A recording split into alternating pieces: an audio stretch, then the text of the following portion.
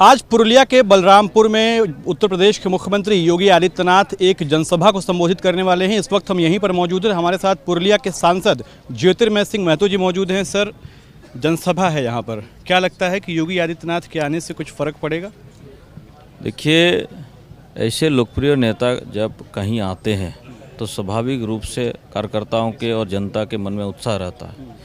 और देश के मेरे विचार से ही नहीं, आप लोग के हिसाब से और सर्वे की रिपोर्ट के हिसाब से जो पहला नंबर मुख्यमंत्री लोकप्रियता में और सारे कामों में जो आते हैं कोई जगह पे, तो उसका तो स्वाभाविक रूप से प्रभाव पड़ेगा।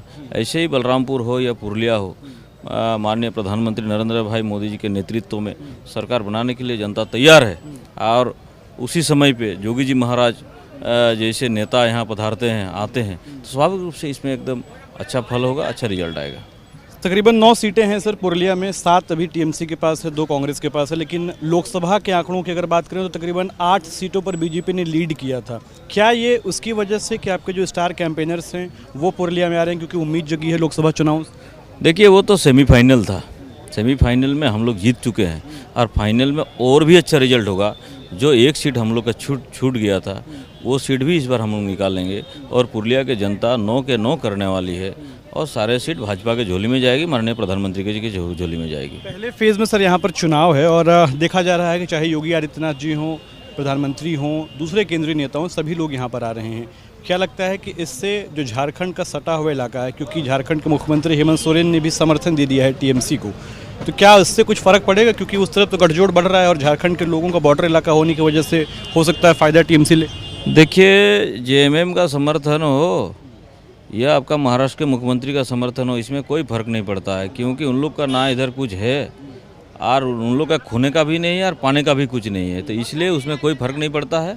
और ममता बनर्जी को अभी इस वक्त अगर रावण भी समर्थन दे देना तो कोई फर्क नहीं पड़ेगा, क्योंकि उन्हीं का बिरादरी की है ये, तो इसलिए कोई असर नहीं होगा। रामराज होने का है और रामराज होकर रहेगा। माननीय प्रधानमंत्री जी का नेतृत्व में भाजपा की सरकार बनेगी। एक आखिरी सवाल सर, ममता बनर्जी कल पुरुलिया में मौजूद थी और वो लगातार जातिगत आंकड़े पेश कर रही थी कि कितनी जाति को हमने कितना फ़ायदा पहुंचाया। ये आरोप हमेशा वो बीजेपी पर लगाती रही हैं कि जाति के आधार पर राजनीति करते हैं, जबकि खुद वो जातिगत आंकड़े ही कोट कर रही थी। क्या कहेंगे?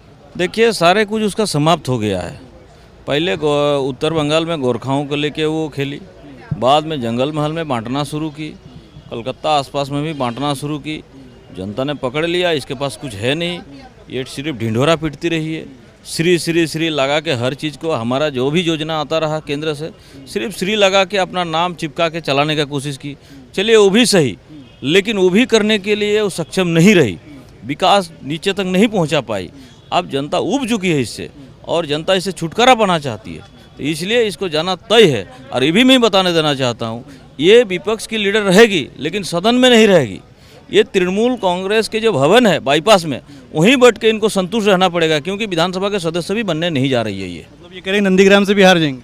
मैं निश्चित रूप से बोल रहा हूँ, ये विपक्ष की लीडर रहेगी, लेकिन ये तृणमूल कांग्रेस का जो हेडक्वार्टर है, उस हेडक्वार्टर में बैठ के इनको संतुष्ट रहना पड़ेगा।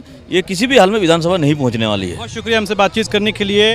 पुरुलिया के सांसद ज्योतिर्मय सिंह महतो कह रहे हैं कि साहब, चाहे जिसका समर्थन मिल जाए, रावण का भी समर्थन मिल जाए, तो भी कोई फ़ायदा नहीं होने वाला है। और नंदीग्राम की खासतौर पर बात करें तो नंदीग्राम से भी नहीं जीतेंगे, ऐसा दावा है ज्योतिर्मय सिंह महतो का। कैमरामैन बैजनाथ महतो के साथ आदर्श सिंह, एबीपी न्यूज़, पुरुलिया।